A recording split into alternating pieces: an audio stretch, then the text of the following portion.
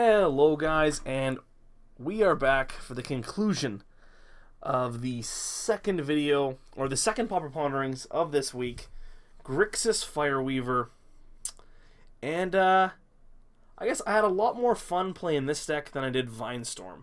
And I don't know if it's because I enjoy playing these style of decks a little more, or little do we say, I think we had a unoptimized version of Vinestorm.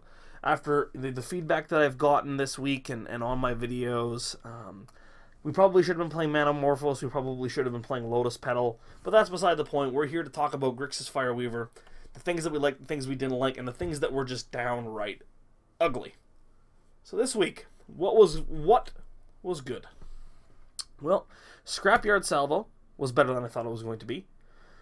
It dealt actually just enough points to kill our opponent in round 1. I also really enjoyed Galvanic Blast because I always enjoy Galvanic Blast. The card is just insane in Pauper.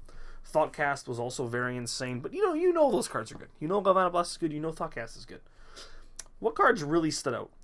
Well, Glaze Fiend was pretty good. When this card lived, it routinely dealt 6 to 8 points of damage the next turn.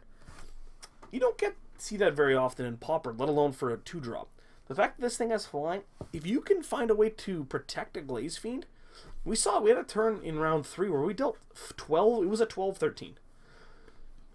That's pretty impressive. Cogworker's Puzzle Knot does a good job of making 2 artifacts to trigger Glaze Fiend twice, to trigger Reckless Fireweaver twice. This deck does some powerful things. The problems, though, is when we get into the bad. So the bad. Everything is kind of cool, and it works together, and it's tricksy, and it's cute. But at the end of the day, we saw it against the Boros Cyborg deck, we saw it against the Dimir Teachings deck. It's just, it doesn't have that last little bit of to push it over the top of the mountain. We kind of run out, we putter out of steam. If they can kill the Glaze Fiend early, and then if they can kill the Reckless Fireweaver, we're left with things like Ethereum Sculptor and Disciple of the Vault in play. And especially if it's just Ethereum Sculptor, it looks pretty bad when, sure, we have a bunch of these baubles and trinkets and stuff, but if they don't really do anything on their own, it's a pretty rough time. And I would think maybe we can add, maybe the answer is adding some Gearseeker Serpents to the main deck. Maybe something like a Mirror Enforcer. I'm not sure if you want to bring this more to an affinity route.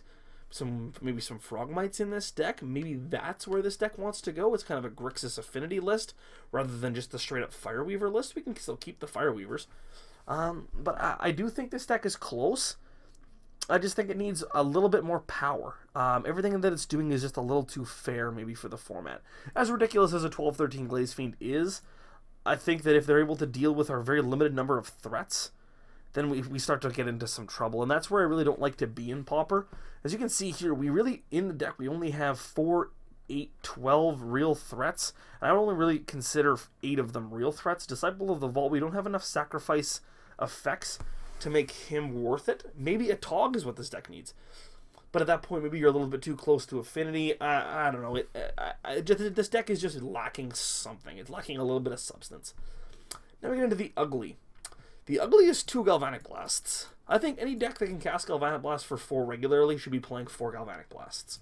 Now, maybe that's cutting these Chainer's Edicts, or maybe he's cutting these a Scrapyard Salvo or 2, but this deck should be playing 4 Galvanic Blasts. Absolutely. At all points, I'm never mad to draw Galvanic Blast. It's 4 to the face. We saw in Game 3 of Round 3, we just drew 2 of them, and our opponent was effectively at 5 life.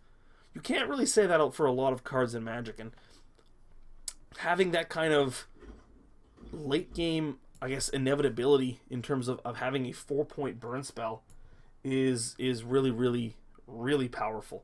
And maybe that's the little extra bit of oomph that we need. Obviously, Scrapyard Salvo is a card, and maybe we can have those as well. But I think, just having 2 Galvanic Blast is definitely a mistake. As for the sideboard, I was pretty happy with all of the cards. We brought in the counterspells. I can see matchups where Gearseeker Serpent is good. I like the Fortuitous Finds. I think all of these cards warrant their inclusion. On the whole, I'm pretty happy with this deck. But again, it's just kind of, it fits the theme of the Pauper Ponderings deck in that it's 75 to 80% of a really good deck. It's missing something. And that's just going to happen in Pauper. That's why you only see, a deck like Delver every so often, or a deck like the actual Affinity deck, or the deck like Mono Green Stompy. Those decks have the ability to play the early game, play the mid game, play the late game. Play the early game, play the mid game, play the late game. This deck does a good job of playing the early game. It can do a decent job playing the mid game. But if you get to the long stages of this game and your opponent starts to cast Gurmag Anglers against you and you're kind of trying to top deck, this deck does not top deck well. We saw that in a couple of the matches, and we lost a couple of them because of that, especially against Dimir Teachings. But I do like playing these types of decks. Draws a lot of cards, does a lot of damage, and I was definitely happy. So I hope you guys enjoyed this second version, or the second edition of Pauper Ponderings this week. I know I stiffed you guys last week not making any new content. Got you back. You guys are my favorite.